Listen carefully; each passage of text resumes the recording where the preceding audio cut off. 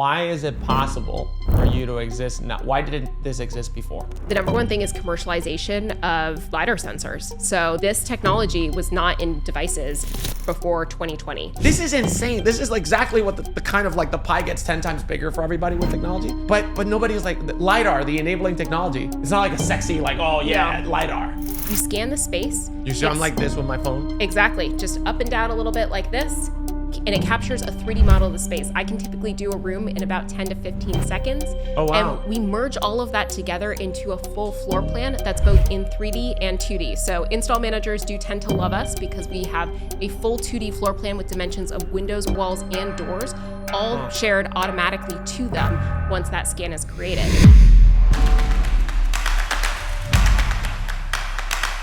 Welcome to another episode of the RILLA Labs, everybody. I am your host, Sebastian Jimenez, the founder and CEO of RILLA, the leading virtual ride-along software for the home improvement industry.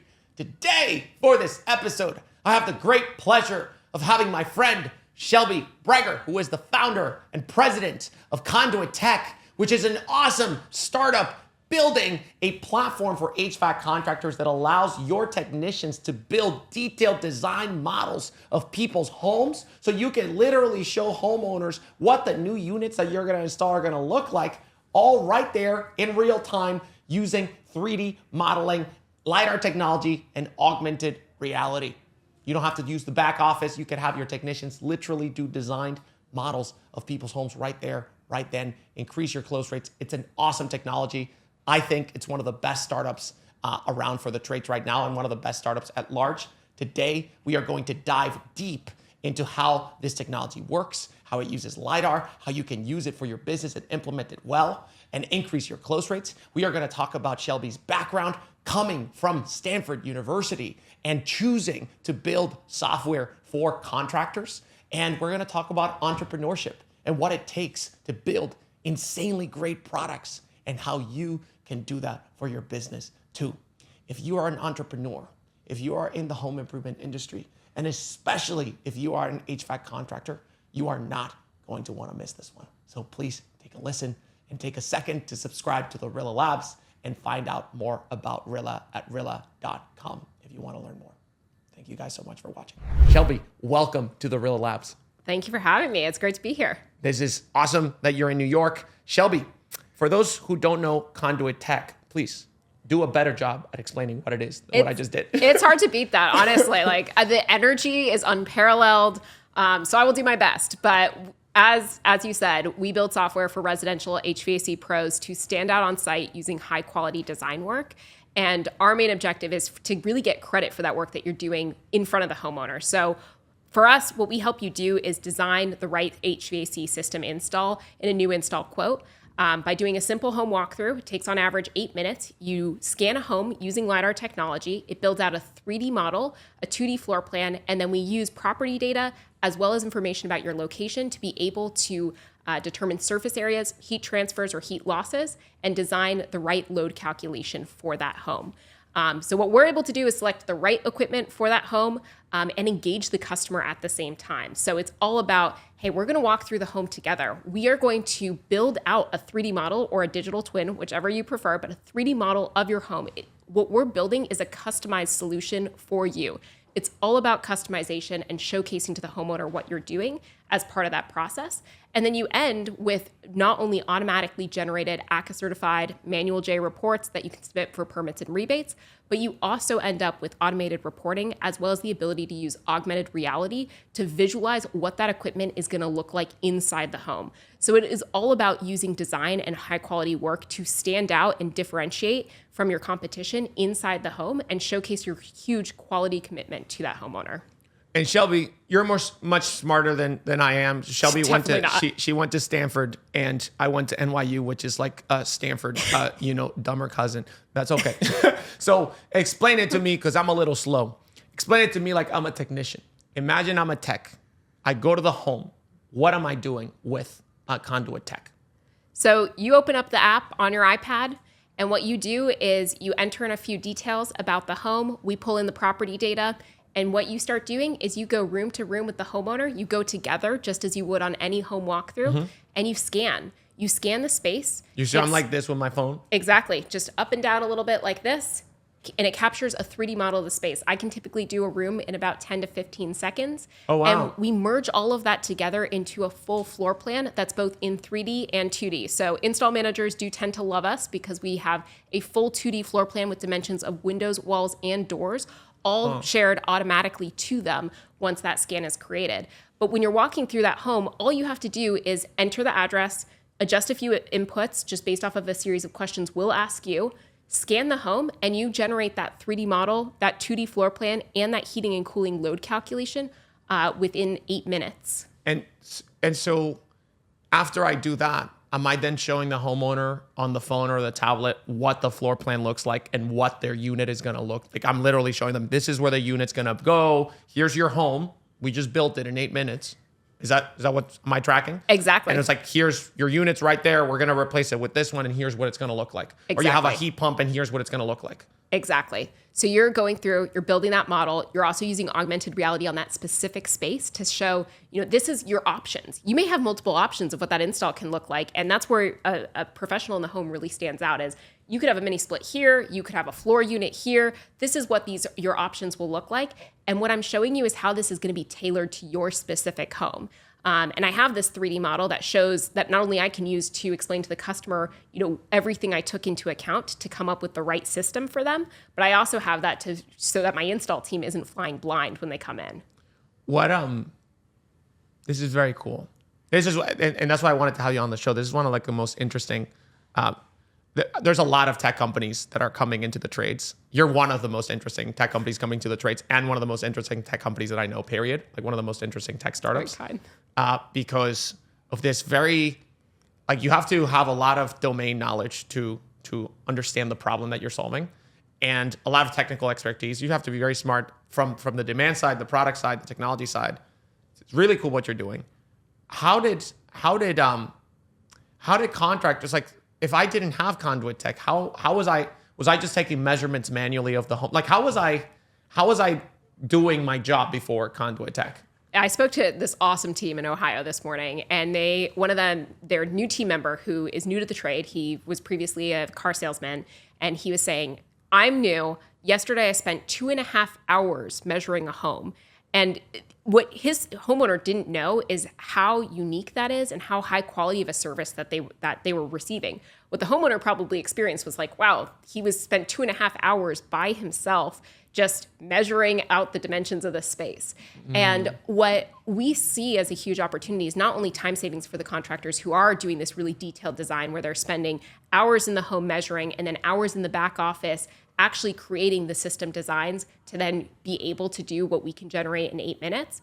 We are super privileged to work with a ton of contractors like that. But there's also a ton of contractors who have I don't imagine most people are doing that. Well, because it's so expensive, right? You're adding 4 hours onto every single job, or 2 hours, or even if you're doing it super fast, you might be doing it in an hour. That's really expensive time, especially in the summer. So what we're super lucky to do is also work with a bunch of amazing folks who've always wanted to deliver really high quality design for their customer, but have never actually been able to afford to do so because it does add overhead cost unless you have a solution like ours, which can make it a customer engagement experience and also speed up the process dramatically relative to the status quo. If I was one of the contractors that didn't have the ability to actually, do this expensive process of spending, having a technician spend 2.5 hours in the home, measuring everything, sending things to back office to make sure that the unit's going to fit and that it's going to be the right heat load and everything. What was I doing then if I wasn't doing that measurement? For a lot of folks, they were, they were replacing systems based off of what was already installed, which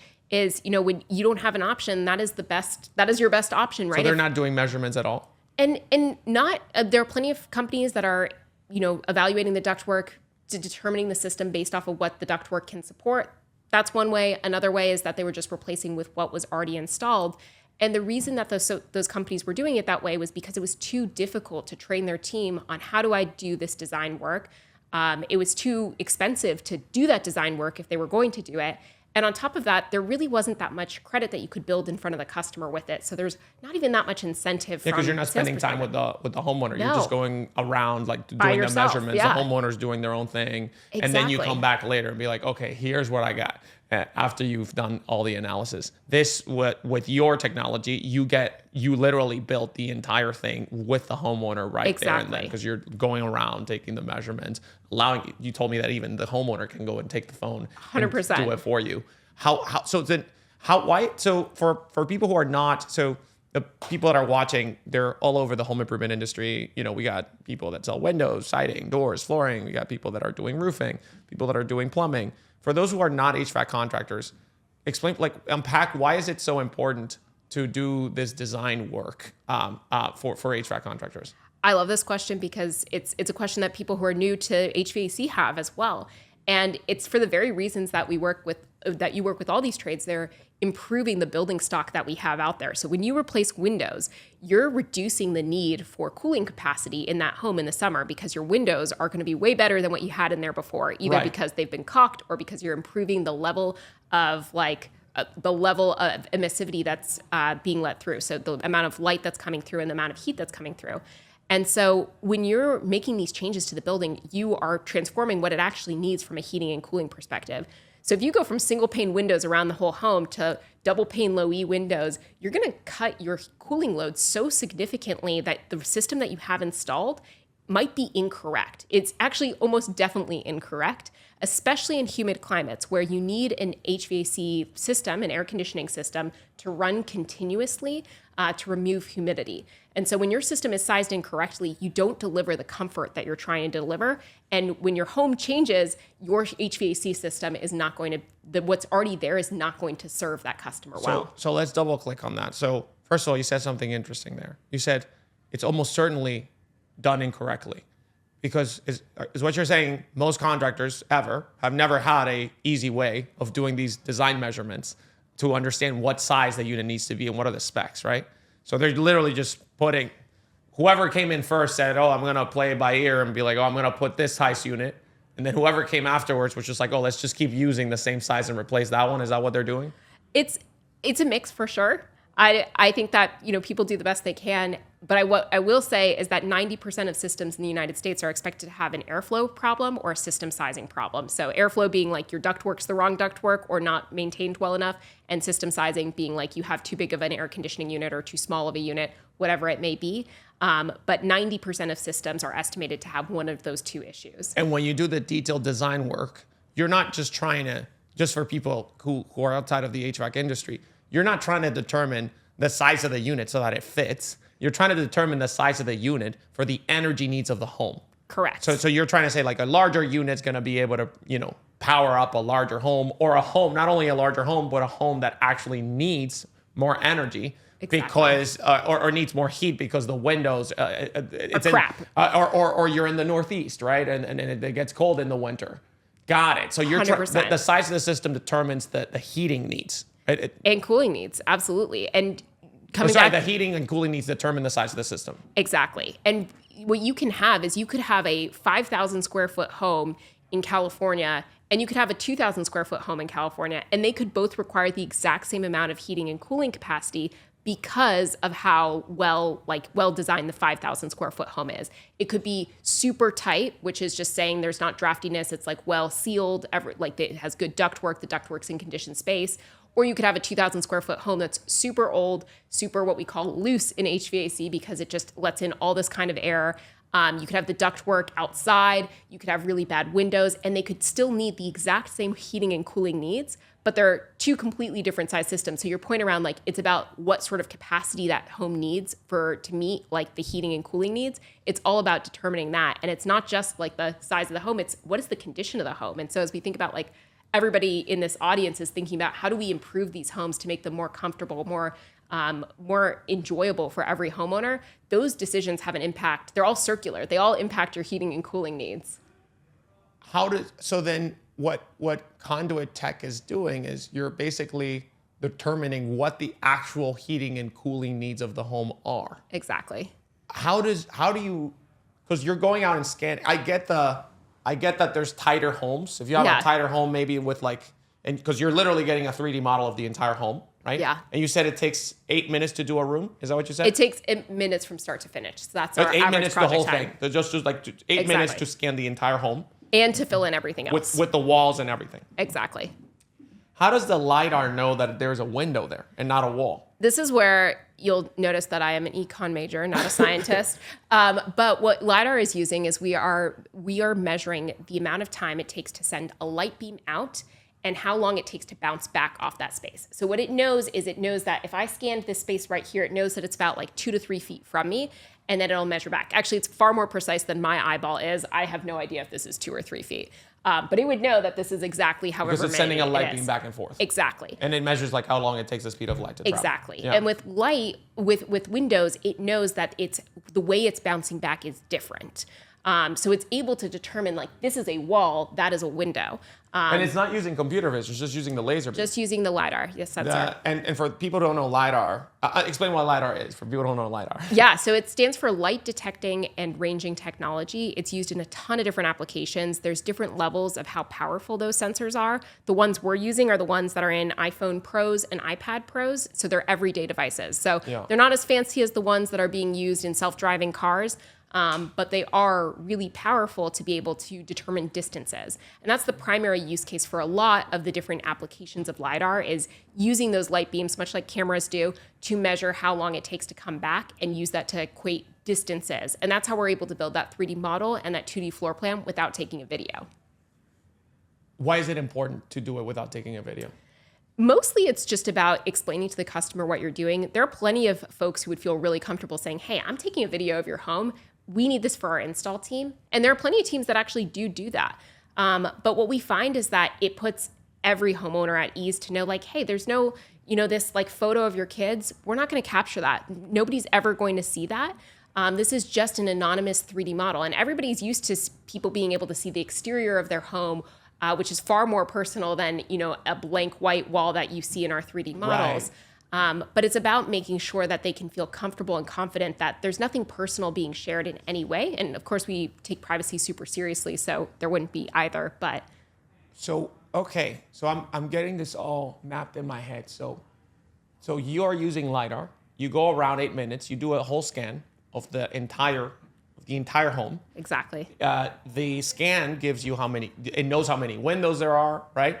Does it know like what kind of windows, like if it's the windows that let in more heat or not? Does it know that? It's not that smart, unfortunately. But that's where you use the data that you get from the property data. Exactly. So you measure, you get the LiDAR to get all the walls and all the windows that there are in the home. Exactly. And then you add that data with the property data.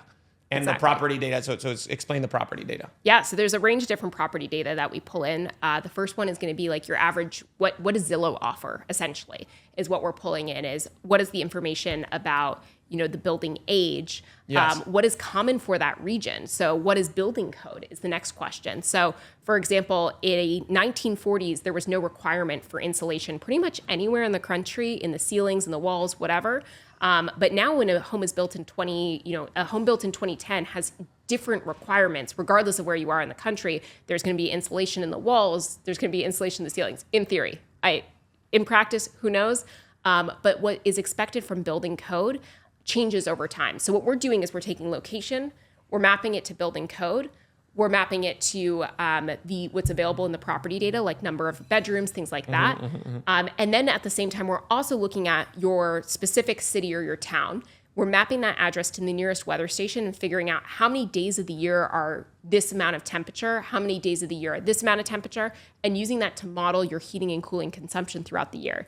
The last thing that we're bringing in as another source of data is orientation data. So when you're scanning, we're also using the compass in the iPhone and the iPad to be able to determine the orientations of windows, walls, and doors, which impacts the amount of heat they're gaining and heat they're losing in the winter. So we're pulling in all those different sources. What we do that is, different than any than your average design software is we're bringing all of that information together all at once so that it's really simple for the end user to be able to pull it all together. Because if you had to bring all of that manually, it's just wild. That's why most people don't do it, because it's like, so you're not going to be like just doing the measurements of sure. And then putting in and getting everything. This is like one of those.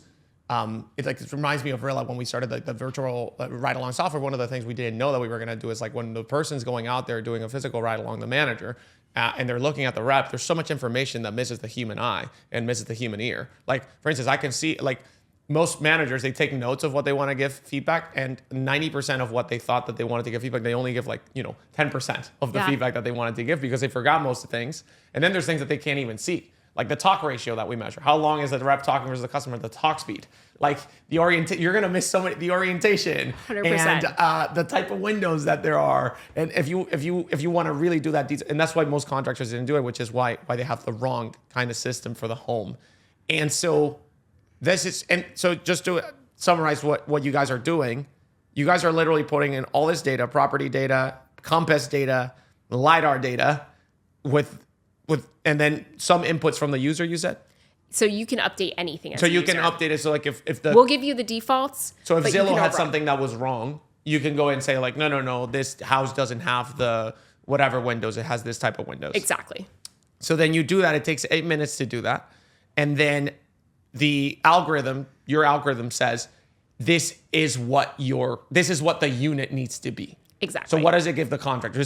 What does it give them? Yeah, so we give them 3 different things that they can choose from and work with. One of them is the heating and cooling loads. So this is like the BTUs per hour that are required for that home, which determines Explain what that system means size. for people who are not in HVAC. Yeah, so when you what we're determining is how much heating capacity do you need in this home. So if you have if it's a really old home and it's really leaky and the windows are single pane and it's just really uncomfortable, you're going to need a lot of heat to fill that home.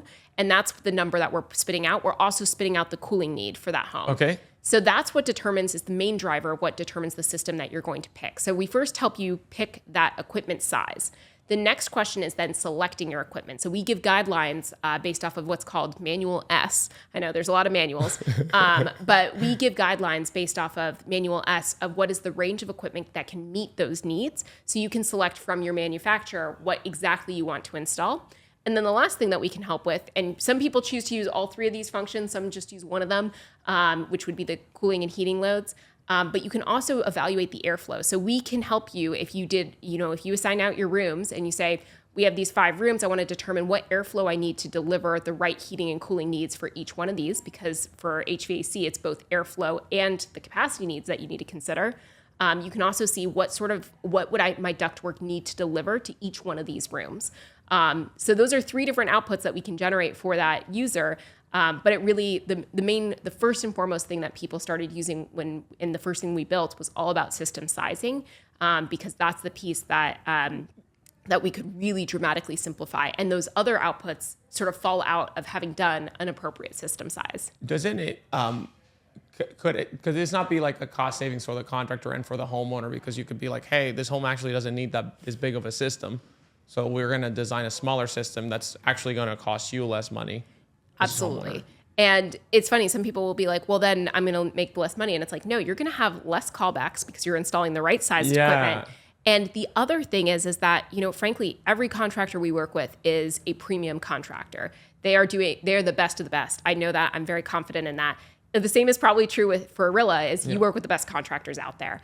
And what that means is they're never going to be the cheapest in their market, but if they can come down a system size because they're confident in their system analysis, they know that their price is actually going to be a little bit more competitive than the guy down the street who quoted a 5-ton for something that should be a 3-ton. Yeah, and it's actually, and it's not like it's eating into your margins either. No. It's like it's still that's what's so great about technology. It's not a zero-sum game. You're literally helping the contractor gain, and you're helping the customer gain. Exactly. because you're actually fixing a problem that nobody had noticed before. 100%. It was impossible to notice actually for a lot of contractors, unless you were spending like 2.5 hours doing the. Yeah. This is and this I want to double click on something here. This is like, one of the things that I find fascinating about technology is that it's.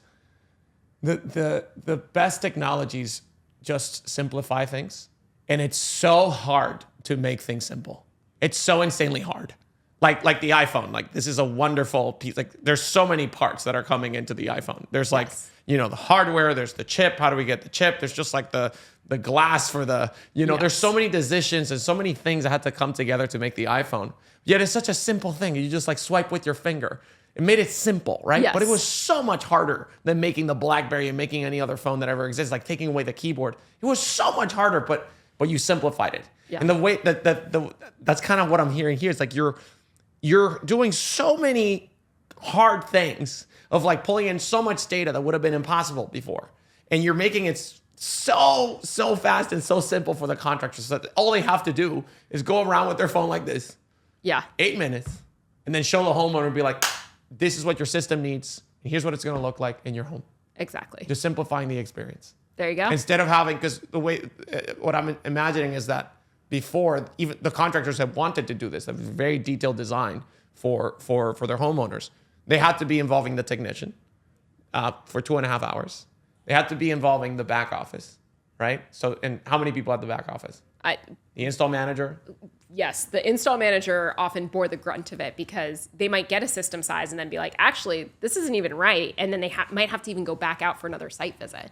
So in some of those really high performing teams that are really committed to great design work, it was so super expensive. And in some cases, in many cases, actually, the homeowner just didn't get it. What do you mean they didn't get it? They didn't know that what they just bought was a super premium, amazing service. Oh, because they didn't see it. They didn't see it. This is so cool. This is another aspect of the tech, which is like it goes into the sales presentation aspect, right? Yes. It's like when drone technology came out, the roofers immediately started incorporating it into their sales process. You're like, hey, this is a homeowner. We're a very, very tech forward company. Instead of going up on your roof, I know a lot of homeowners don't like when the roofer, I'm going to take my drone. I'm going to take a snapshot of your entire room. I'm going to do an analysis. I'm going to show you the results. He's like, hey, so you're doing kind of the same thing here, right? For sure. Just on the inside. And it's so elegant because what that allows you to do is not only get a better estimate that's more accurate, that might actually save the homeowner some money. Or sometimes it could actually be like, hey, you need a larger system. So you should, it's not going to save them money right there and then, but it's actually going to make their experience way better over the long term. For sure. So you could save them money, give them a better experience. You're also kind of letting them take a peek behind the curtain as to what's happening, yes. as to how decisions are made. Yes. So talk about that, because that's like, because when I asked you what's the main value that people get out of Conduit Tech, you didn't say time save, you didn't say more accurate estimates, you said close rates. It absolutely is. And I think that is something that frankly really motivates a lot of our team, is that we want the amazing contractors we work with to win. That is super important to us, is that they see the results of putting in this great work. And what they really are doing is delivering a superior experience to their customers than many of their competition, not only because they are doing the design work, but because they're engaging them throughout the process. The folks who see the biggest wins coming off of our software, what they're doing is they're bringing the homeowner along with them on the journey. They're saying, look, you can do this if you want to. Like, I'm going to bring you into this process. We're really committed to delivering the best system that's going to make you the most comfortable in the home. I'm going to lay out all of my options for you later, but this is the first step to being able to do that, is for me to be able to size the system. And regardless of who you go with, you should go with a contractor that is running this analysis for you, because that's how they're going to know that you have the right system in place and that they're delivering on their comfort promise. And by the way, we offer a 10-year warranty. No one else in this market does, but this helps us make sure we can deliver on that warranty every single time. Because the system's the right fit. And you're actually making it less likely that the contractor's gonna get a call back because something's not right, and then the heat, like, hey, you promised me that this was gonna fix my heating and cooling needs in my home, and this sucks. I'm cold. I'm cold, I'm hot, I'm humid. Because the system's too small or yes. Yeah. Okay, this is like when I've done a lot of ride-alongs with contractors, man. I love doing ride-alongs. I love doing ride. It's my favorite thing. I was literally doing ride-alongs on my birthday. I turned 28. I became part of the Sage old people group at RILLA. RILLA, everybody's like 22, 23, 24. So I turned 28 recently, and I was doing ride-alongs. And one of the things, we have a lot of Nexstar companies, which I'm sure you do as well. And one of the things that I see as like the biggest differentiator with like the top contractors and the ones that are not top contractors, it's just like their process, right? Like, you go with top contractors, they use a Nexstar system. They go in, it's like, oh, Mrs. Homeowner, am I parked okay right there? I'm gonna put my shoe covers on. And one of the things about our business that we like to do differently is I'm gonna go and take a look at the problem you called for, a leaky furnace that you have. I'm gonna take a look at that and try to fix it for you while I'm here. But at our company, we like to do things differently. I like to do an inspection of the whole house while I'm here, because there might be other issues, right, that might be causing the issue that you called for, or other issues that you might not even be aware of. And I want to go and take a look, and I'm going to show you all the problems. And you don't have to do anything, but I'm going to show you everything that's going on while I'm here, so that you know exactly. And if you want to do something, I can take care of that for you as well. This is very similar because on top of that, you're adding, this homeowner, I'm going to walk around with you. I'm going to take a scan of your whole home using LiDAR technology, all anonymized. And I'm going to show you exactly what your unit is going to look like using augmented reality. And you're going to see exactly what it's going to look like. And it's going to be the exact heat load for your home. And most contractors, they're just going to put exactly what was there. And so you incorporate it into your pitch, which probably, like, talk about doing what an example of what I just did is probably done much better or much worse. I don't know. No, you could actually. Do you want to join Conduit? Do you want to be a user? I think you crush it. Ride-alongs and teach people how to do this. We should probably do an analysis with RILLA to see how, like, we would probably ask Rick, like, how many people are doing this kind of speech. But when somebody does that and they explain to the homeowner and they use the technology in the home and they do the perfect system. Yeah. Talk about what happens. It's all about that customer experience. And it's part of that like discovery and analysis phase. They're walking around with the homeowner and they're saying, first off, like any discomfort in this home, like, oh, little Susie, she is super uncomfortable in her room. Oh, you're thinking about adding, like, you have a window unit right there? I mean, probably not with so much disdain as I just said that. But like, you have a window unit. Oh, have you thought about like adding some supplementary heat or cool just to make sure that, you know, she's comfortable year round? Okay, you've just identified either like a system sizing issue, but primarily an airflow issue. So now you already have insight into something that is a pain for their family, and you only understood that by walking around the home with them and going room to room with them. So you're having a conversation as you go. We've built in this ability to start and stop. You're making it easier to do the whole inspection also. Exactly. Because that was part of the whole thing. It was like, hey, I'm going to look at your entire home. Well, now I need to look at your entire home to build an entire 3D model so I can actually give you the right unit. Exactly. Oh, so there's that piece. There's also the piece of taking control of your sales process. And one of our users out in Massachusetts, he's like, if the homeowner tells me like, hey, like I have 15 minutes, he's like, no worries. I can come back. I do need to run this analysis on site. The reason I need to run it on site is because it's really important that I'm able to design the right system for you. And regardless of who you go with, I know you're trying to make a decision quickly. But regardless who you go with, just make sure they're running a system design for you. That's just really important. I want to make sure you get that done. I'm happy to come back later today or early tomorrow, but I just want to make sure you have the right thing done for you. And it's not only just differentiating, but it's also taking that time with the customer and making it clear, like there is a process we have to run here. Just like the Next Star method, as we were talking about, is about setting that agenda, outlining what you're going to do, and then doing it, and then presenting the results at the end.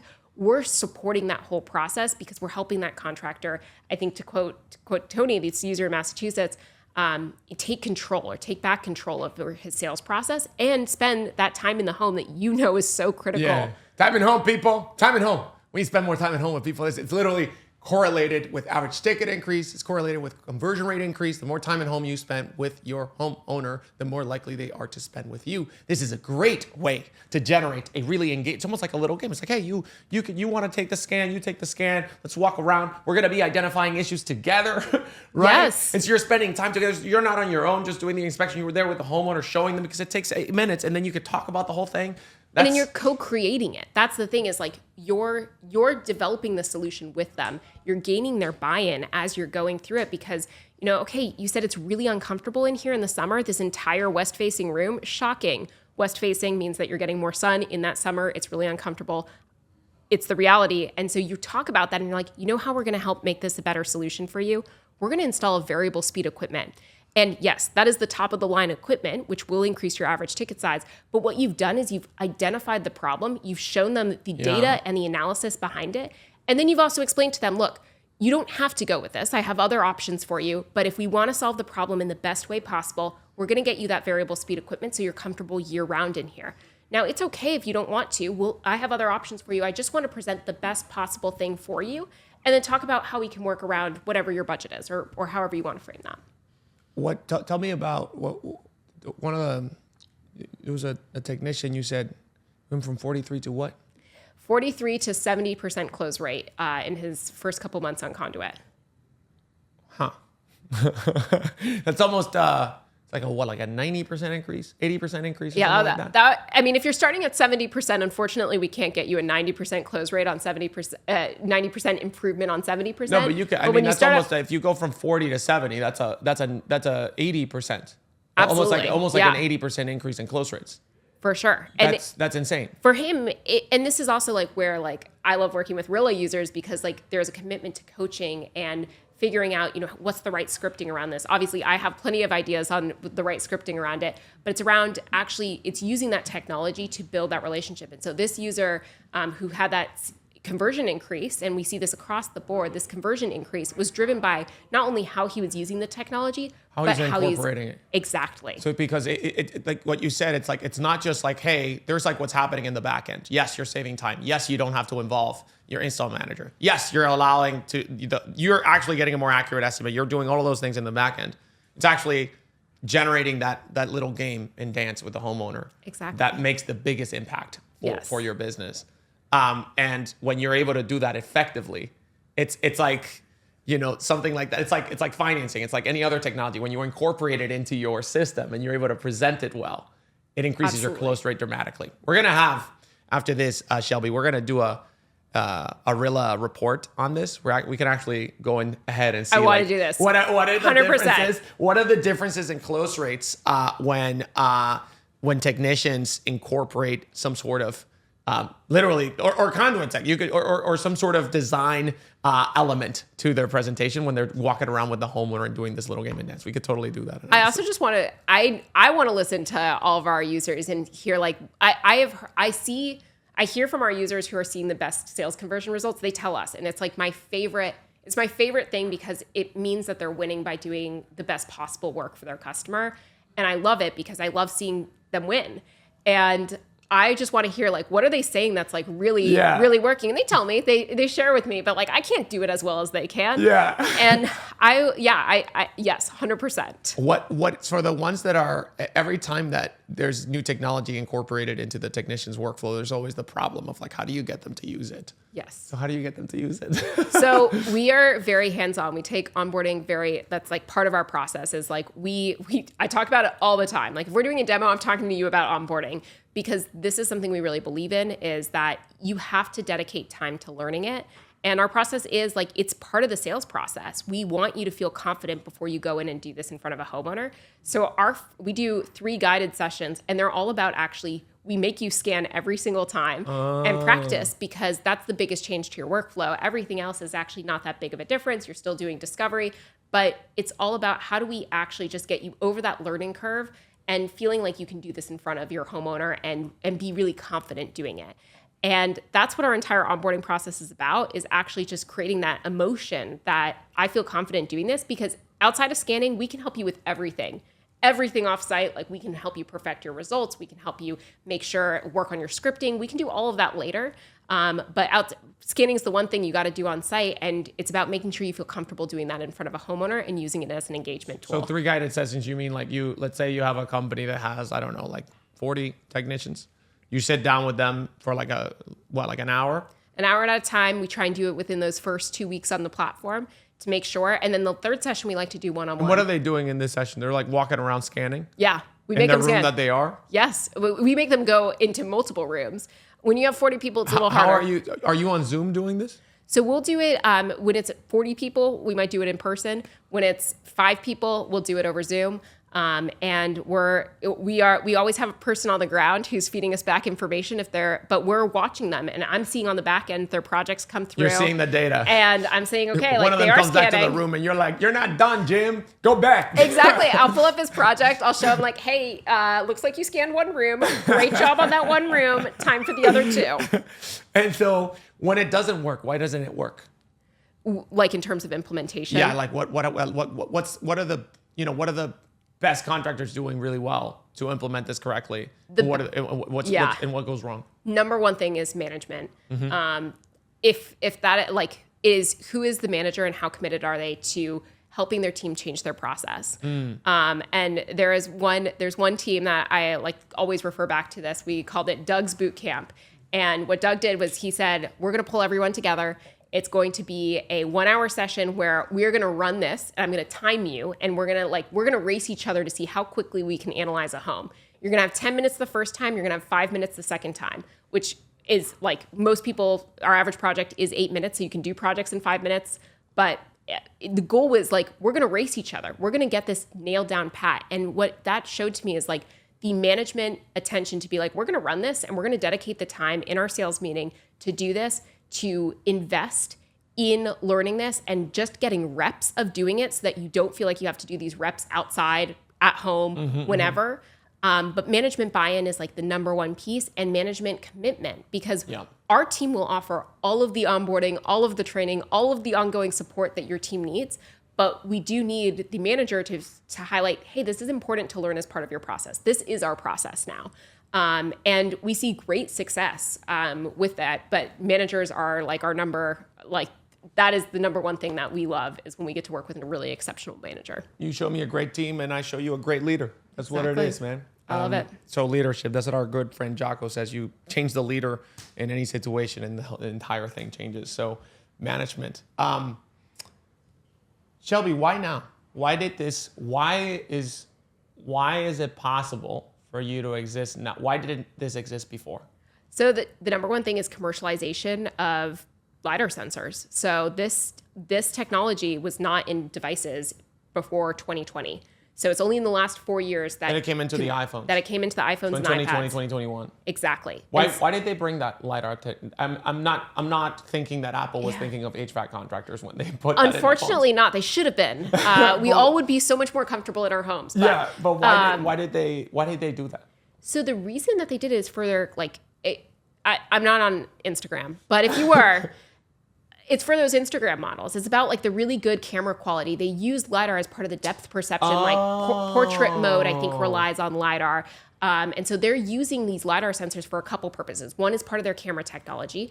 The other piece of it, which is why like if you have like a fancy iPhone, like you get better camera quality. Yeah. The other reason that they did it, and this was like a hugely interesting test after we'd already started building the technology, is those headsets that people can walk around and wear? That Apple introduced, they're using spatial areas. So they wanted to practice with that. Exactly. So they are investing in LiDAR for those two purposes, both for their camera technology. Does it help with the AR, with the augmented reality? I believe so, like with Snapchat, for instance, like they're able to add augmented reality to their stuff because of the space. Would you use that or no? I know the headsets are using it. I don't really totally understand Or it might how. be computer vision, but this is the enabling technology.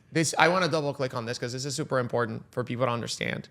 And I think it helps, obviously it helps people understand how technologies happen, but it also helps you understand a little bit about business and how great businesses get started.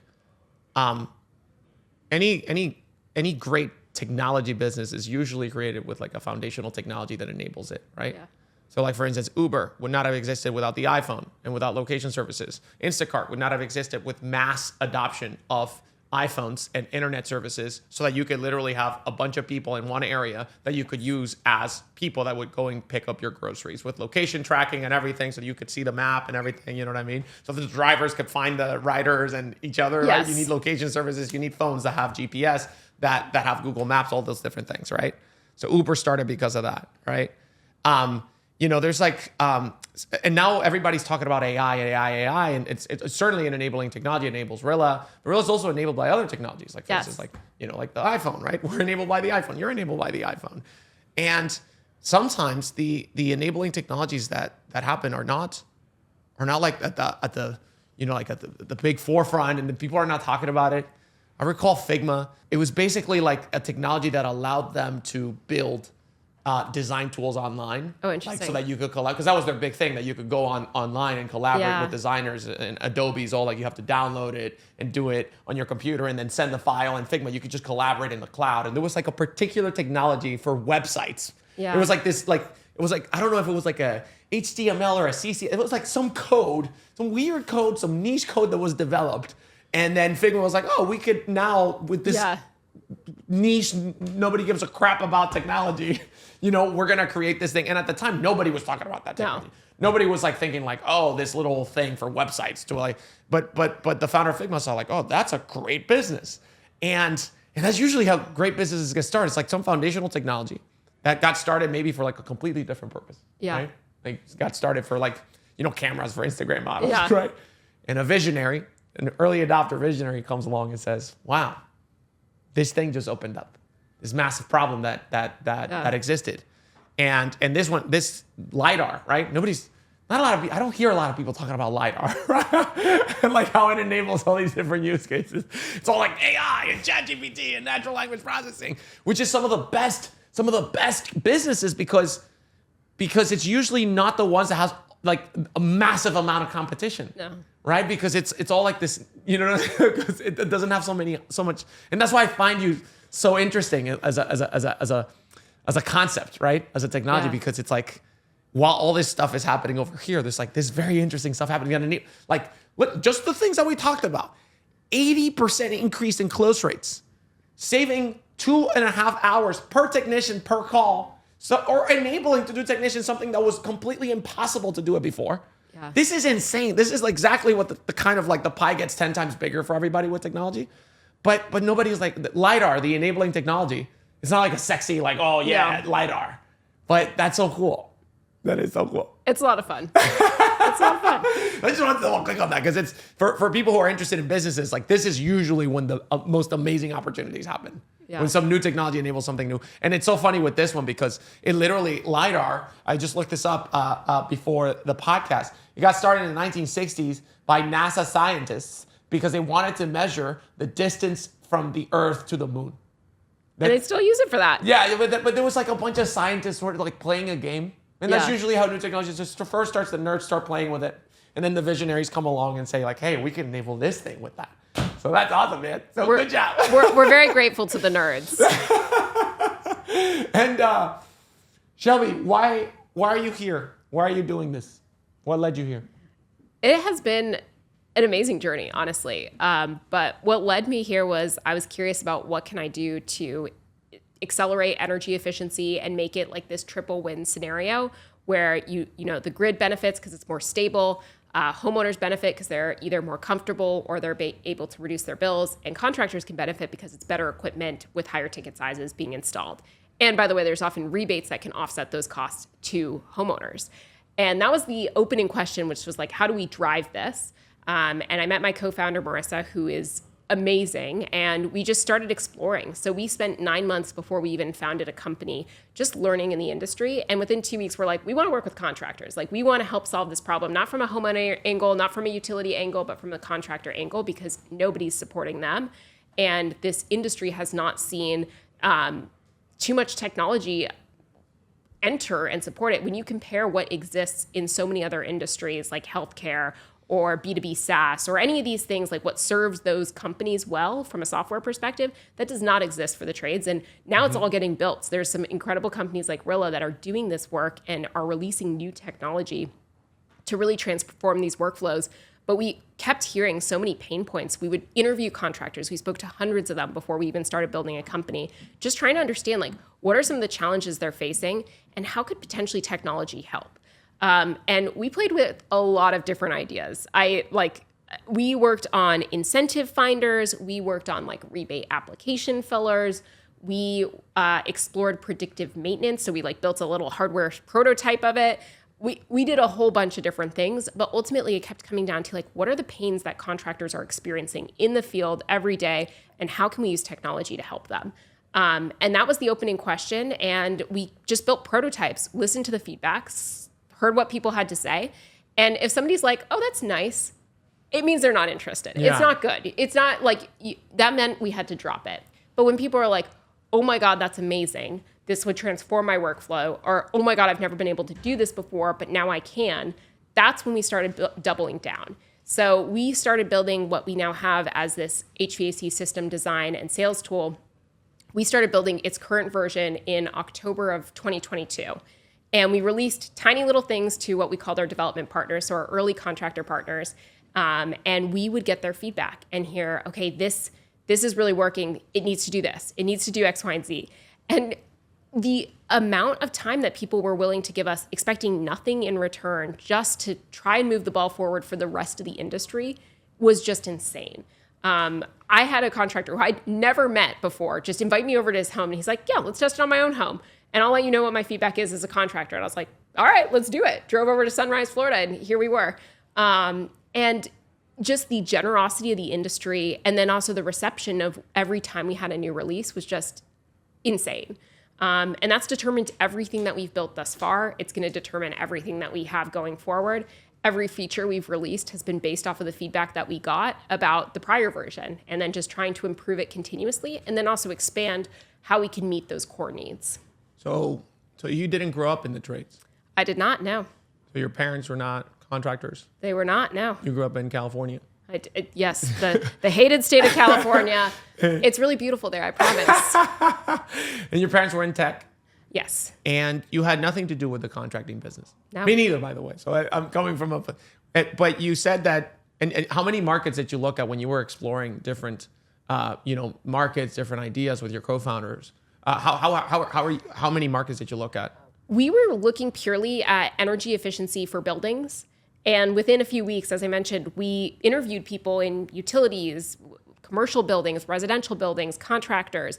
And we just kept thinking about who feels the greatest pain? Who has the most being thrust down upon them based off of the trends from regulation, whatever it is. Yeah. And that's also, who do we want to work with? Yeah. And it's been wild because the reception of people to us has just been so exceptionally positive. Yeah. Yes. Yeah. Everybody has welcomed us in so kindly. People gave us time expecting nothing in return. Yeah. And that is not how this is in other industries. I've worked in a handful of other ones, and people are not, they're super protective of their time. And frankly, in the trades, time is the most important thing you have. And for us, we just saw that. And I'll give an example. We work with a wonderful team in Massachusetts called Bassnett Plumbing and Heating. Rob Bassnett was one of our earliest advisors. He joined us 2 or 3 years ago now, when it was just Marissa and I, we just incorporated as a company, and he just was an advisor to us. And he was like, I just want to support you guys. I want to help you along this journey. Yeah. And without him, I can only imagine how long it would take us to I don't even know where we'd be. But it was a number of people just like him, Chris Morin in Massachusetts, a lot of folks who just dedicated their time to be able to just move the trades forward. That was their only goal. They was, maybe they thought we were nice people and they, felt bad for us. I don't know. I'm grateful either way. But they were willing to spend their time because they wanted to support the industry, and that's who we want to work with. And what do you think that happens in this industry more like others, more than any other that I've seen? Because I saw the same thing. It's wild. The number one thing people would say to us is, this trade has given me so much. Mm-hmm. That if I can give anything back, I would love to. And we've heard that time and time again from people of all different generations, all different parts of the country. But it is this just a dedication and almost feeling like they owe something to something they gave a lot of blood, sweat, and tears to. But I don't know. It's amazing. When you say that, you know what I'm thinking about? It's a very similar feeling. It's a similar feeling that I have with other tech founders. Yeah. When you call me for help and I would pick up the phone because not because I literally, it's just fun to help another entrepreneur. And I do the same thing with people that are... I talk to Sebastian every other Saturday. So, and I know that he's doing this with other people too. And I'm I don't know where he has the energy. George from ProBook is over there in the office and he hangs around here. We like the little, the club we call the Kids of the Trade. So yeah, the club. But it's the same thing of when you talk to tech founders who are in the same hustle, I just love helping other tech founders. I did the exact same thing, and I do the exact same thing where I talk to people that are ahead of me, yes. And they give me their time, and they don't want to get anything in return. I don't want to get anything in return. Yeah. I don't own anything. And by the way, this is not sponsored. I don't own anything in your company. It's just when you call me on a Saturday, you say hey, I need some help, and I'm it's a Saturday. I'm holy shit, yes, let's, because it's so fun, right? And that's because there's the entrepreneurial, I live for this, right? I love everything about entrepreneurship. You're an entrepreneur. I love everything about what you're doing and how you're doing it. So it's just fun. And I think in the trades business in particular, it's full of entrepreneurs. Yeah. It's completely dominated by entrepreneurs. Unlike any other industry, you go to utilities and it's a bunch of big corporations. Even consumer products, right? Yeah. Consumer products is dominated by big conglomerates, right? Like food and beverage, right? You got Coca-Cola, you got Pepsi. It's these big conglomerates. And in the trades, it's even the ones that are part of private equity companies. It's the entrepreneurs who are running the show. Right? 100%. Because it's the entrepreneurs, when you meet them and they want to give you the time, they want to help, they want to give back, right? Give back to the industry. You hear that shit from tech founders saying I want to give back.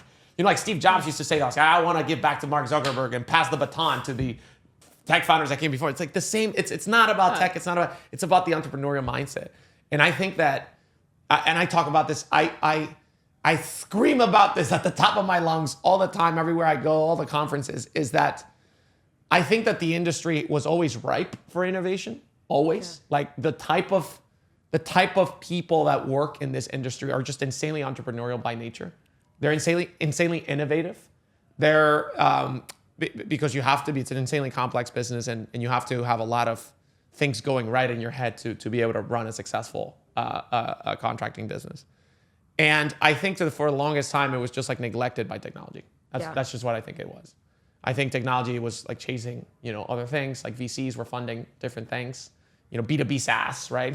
The last decade, everybody in tech is like building a plugin for your Gmail to like, or do like a little video for your Zoom calls. It's like everything was B2B SaaS. And now finally that the economy, the people with the money realize that there's like big money in the contracting space. Startups are actually gaining more traction by building for the trades. Yeah. And there's not only you, I mean, you went to undergrad in Stanford. You did your MBA at Stanford, right? And you didn't come from the trades. You didn't grow up in the trades. You decided, you chose, you migrated like me.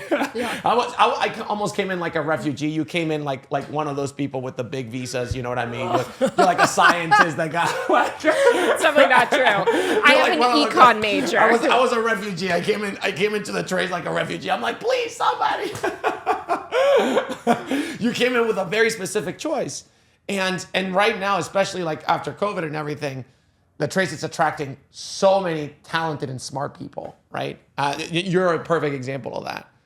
But I think that's what it is. It's just like, it's a place that's full of entrepreneurs at a particular time that it's just the best time ever to be innovating in this industry. And I think that's why you're here. That's why I'm here. And For sure. Yeah. So I don't know. That's what I think. I think it's the best time. It is, and there's so much opportunity to help businesses run as effectively as possible. And because everybody has developed workarounds, there's this huge amount of tenacity in the industry as well. People have learned to put up with things as they are. But there's also like a hunger and an eagerness to see it move forward and to see new things come into place. And I think it's been so amazing to work with such an incredible community of people interested and the support of other entrepreneurs. I know you talk to Wyatt, I talk to Wyatt. Like, I love talking to the other entrepreneurs in this space. Wyatt, who's the podcast, it's by the time this releases, it came out like a few days ago or last week or something like that. So Wyatt's another example. He came from Uber Elevate, where they were building flying cars, and he decided to come into the trades as well, right? Like, he decided that as a Tyson from Avoca, who we're going to have on the podcast in a few weeks. He comes from MIT and decided to come and build for the trades specifically, right? It's like literally it is so awesome to see because this is the real economy, right? Yeah. This is like real shit, man. We're real products, real services. So yeah, this is exciting, man. I love it. Why only HVAC? For us, we want to build really well for one type of customer, and that's where we started. And if our HVAC customers, which many of them do, come to us and say, hey, my electricians really want this, or my plumbers really want this, can you build X, Y, and Z? That will determine our trajectory. But for us, we wanted to start... Are you seeing any little signs yet? We do hear that from folks, but we also really just want to deliver an amazing experience for one set of users first, and make sure that they're having the most phenomenal experience on the platform, that we're building deeply for them. And then if there's ways to support the rest of their team, we want to. But I think that was our first goal, is build for one audience. And because of the type of platform that we have, it is a design tool for HVAC. It just means building a new product for other folks off of the same core technology we could absolutely do. But it is definitely like, it's just about creating a really great experience for our first users. This is what you just said. If I was an informed buyer, I would only want to buy from a company that said that. Like if I was looking for tech software, whatever you're looking for, I would buy from companies that say that, what you just said.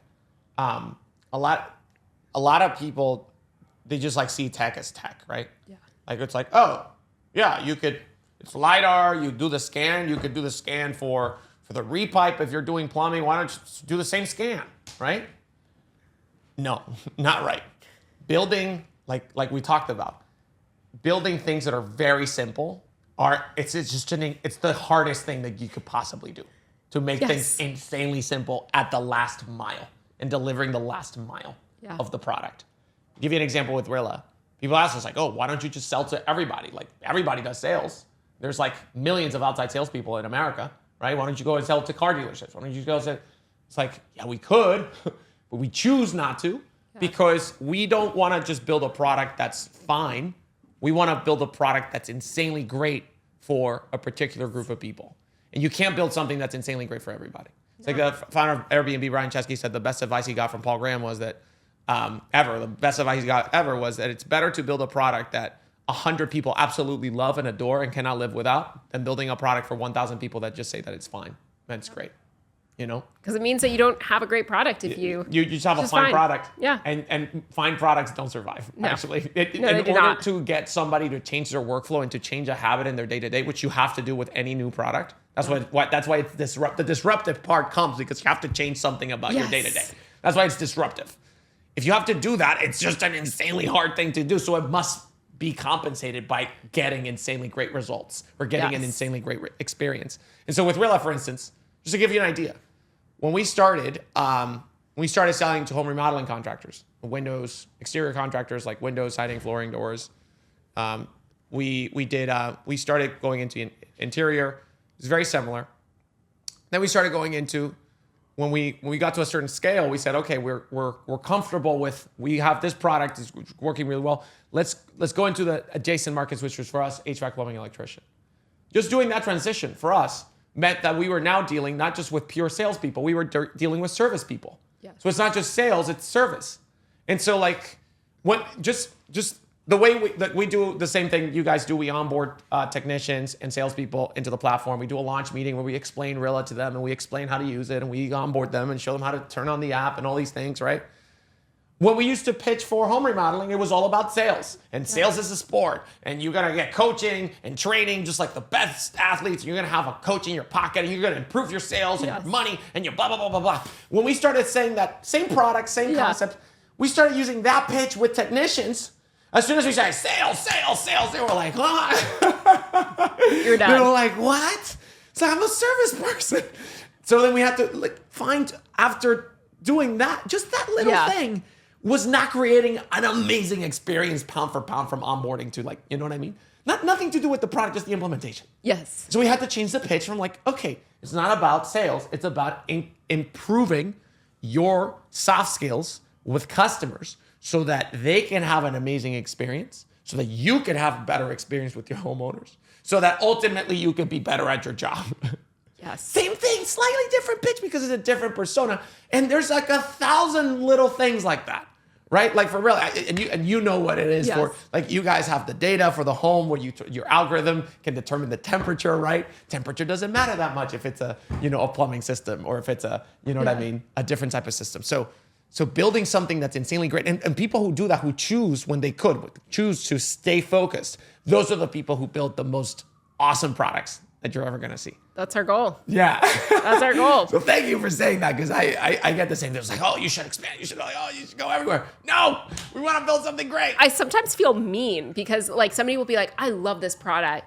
I could see this working so well for insert X. And I'm like, that sounds amazing. Send me your thoughts. I would love to hear them and see how challenging, but I'm going to be totally honest with you. We're focused on HVAC. We want a great experience for our HVAC pros. That's who we already serve. That's who we're going to continue to serve. There's a huge, huge market for us to continue to serve them really well. And it's tough to remain focused because there's so much you could do, but it's also so important because that's how we're going to just continue to help our customers. And those are the people who have the biggest pain, the biggest need right now. And for people to get how important this is, you think of the best companies of all time, right? I think of Amazon because they might be the second or third or they take all of my money. Yeah, so Amazon's one of the greatest companies of all time. They're up there with the top companies. Amazon now sells everything. They're the everything store. They didn't start out like that. Books? They started selling books.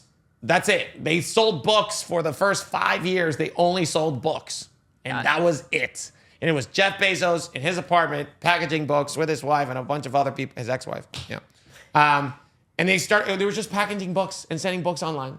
And then if you look at the first few features of Amazon, it had nothing to do with like buy now, get or 24-hour delivery or same-day delivery. It had nothing to do with like the one swipe for the first few features that Amazon developed was about recommendation algorithms. Yeah. It was like, hey, it was about because book readers wanted more selection and getting better selection for books. Gets me every time. So that's what they did. They focused on that. And when they got that product really working and was like, oh my God, we're dominating the market for books. Then what did they do? Okay, let's start adding things that are very similar to books like CDs and DVDs, right? Let's start selling software on Amazon because it was very similar to books because, you know, people like selection for those kinds of items. And then they started adding toys, you know, and then they started adding clothes. But that was over a period of like 20. And now they're doing groceries like 20 years after, right? So it's like, if you are an entrepreneur, even contractors understand this. If you start as an HVAC company, you know that it is very difficult to add plumbing on the side and then add electrician. You can, but you should do it at the right time when you've mastered at least the first trade, right? So because being focused actually creates the delivering that last mile. It's like, if you build a product that like the difference between the insanely great products and the just good products is not that it's from like a feature set or like if you look at just like the quantity of features or whatever it is, it's not that big in terms of like sheer number of things that they have different.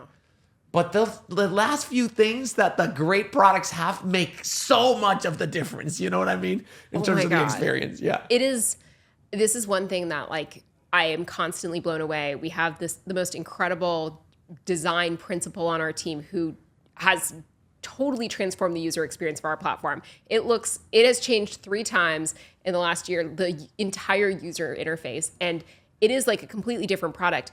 It still does the exact same functionality that it had then, of course, much more expanded, much more usable, much more easy and flexible to use. But it's all about that, like, the